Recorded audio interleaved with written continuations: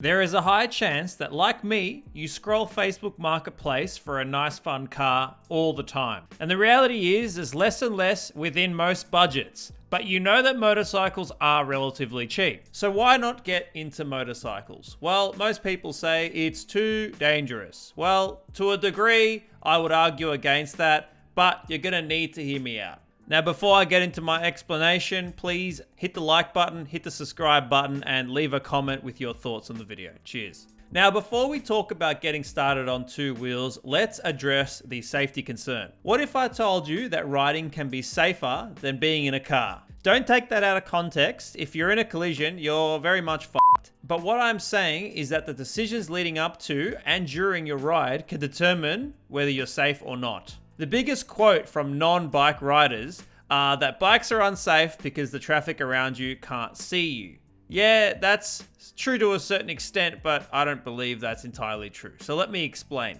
Most people ride as a hobby. Therefore, they have a car to already commute in. Now, if that's not possible for you, then I highly advise against getting a motorcycle to commute. Steering clear from weekday commuting will decrease the chances of accidents immensely. Now, because you're riding for fun, you would have full control when you ride. If it's raining outside, you're not going to ride. If it's in peak hour traffic, you might stay home. Or if the country's on fire, you're probably going to have to take your car. You are in full control of the climate and conditions you ride in.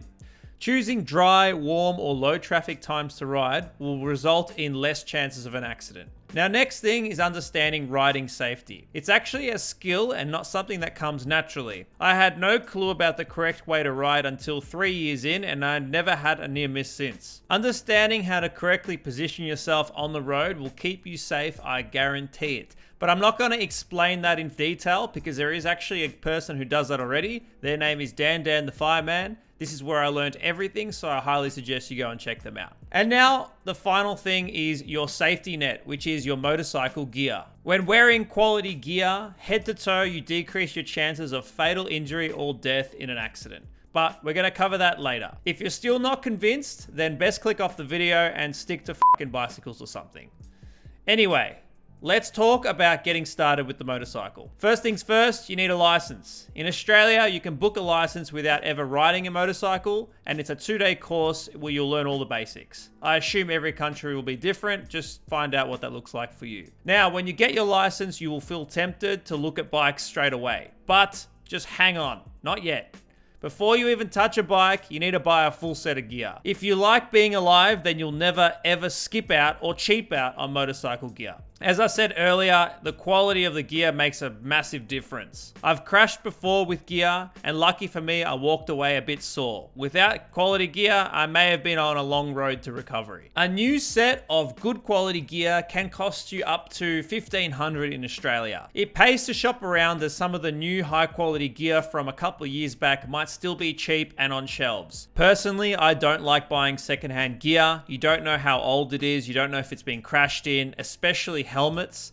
So go and have a look at what your options are and obviously spend the money to make sure that you got your safety net intact. All right, so you've got the gear and now you can start looking for a motorbike. It's super tempting to start looking at fast bikes immediately. However, I argue against that. You need to relax, mate. Just because a 1000cc bike popped up on Marketplace for $3K doesn't mean you need to go and buy it. If you're new to riding, it takes 5 minutes to become confident, but it takes months and years to become experienced. It's much better to learn on a bike with controllable power, and then you can upgrade later when you're competent. If you're on a budget, bikes with less capacity are normally cheaper, and they are actually easier to maintain. So you'll need to choose a bike wisely because there are a lot of different seating positions which may or may not work for you on long rides, especially if you have back pain.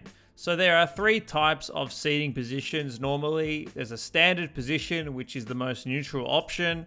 You've got the cruiser position, which allows you to relax your back a little bit more, and a sports position. Now, this is where your entire body is leant forward. You're never really going to know what is the best seating position for longer rides, so it may be something that comes with experience when you purchase your first bike. However, going to a dealership and just having a sit and doing some test rides will help a lot. Now, one thing to note is if you are finding your bike still uncomfortable on long rides, you do have the option to get a customized seat which may fix the problem. Now, in terms of cost, you shouldn't have any issues picking up a bike for less than 4K in Australia, but you need to make sure that the condition is good.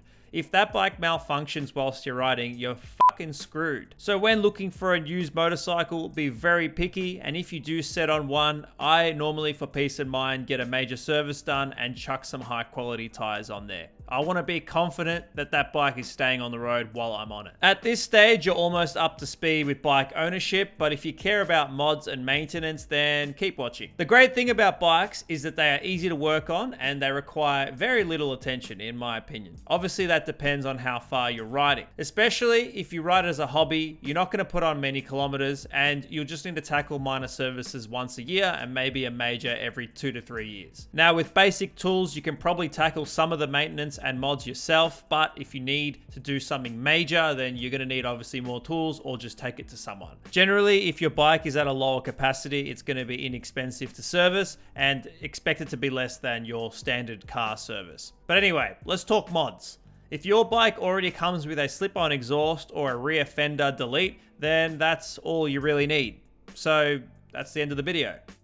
No, seriously, you shouldn't need to buy mods. Most modern bikes are engineered to perfection, plus there is not much else you can really add on. Most riders don't change rims because there aren't many options. Stock rims are normally the best fit. On most bikes, you can't really improve the cooling. No one really buys a full exhaust system because then you need to get it tuned, so what's the point? If you want more power, people just sell and upgrade. That's why bikes are the best options these days. It takes less to buy in and you can do a lot of the maintenance yourself. It's an ideal option if you really want to get into the scene, learn a few things, and have some fun with your mates. And the unfortunate truth is that for the same price for some fun cars nowadays, you can almost buy 3 separate styles of bike and still be better off. Either way, I hope that convinced you and you might be looking to book in your bike license. If you enjoyed this video, once again, support the channel by hitting the like button and the subscribe button, and I'd love to hear your thoughts in the comment section. I'll see you in the next one. Take care.